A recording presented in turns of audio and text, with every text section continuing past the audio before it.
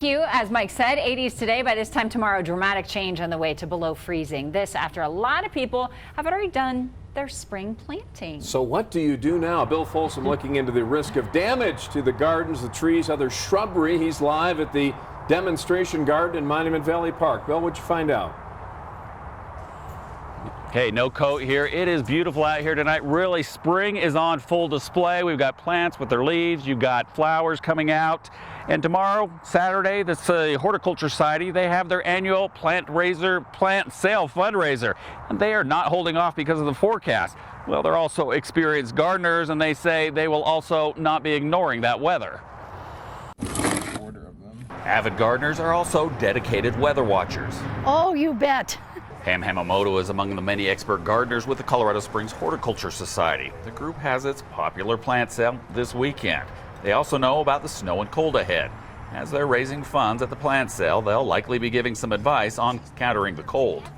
We've been there, we know, and it's taken years to learn, but there are little tricks that we can tell you about. They usually point to May 15th for when it's okay to start planting. This year, it could drop below 32 on the 20th or 21st. Plants are already blooming. Many have put in their gardens. You shouldn't lose very much at all. Move anything potted into the garage. If in the ground, put it under a makeshift blanket. So if you have newly planted special plants or annuals, cover them up with a sheet.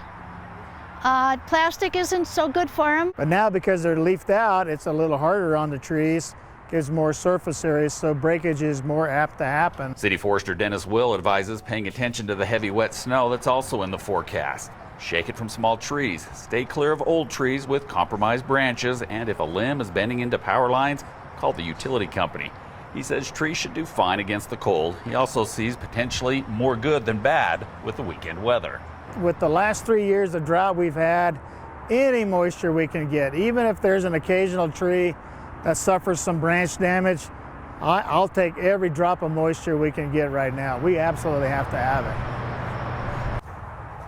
In some cases, a layer of snow, it can be an insulator if it's not too cold. The gardeners say, in this case, probably not your best bet because it takes several inches for that to happen. So they say, get into your closet, pull out those old sheets again, maybe an old blanket, just throw them across. It'll raise your odds quite a bit. In Colorado Springs, Bill Folsom, News 5. Bill, good tips.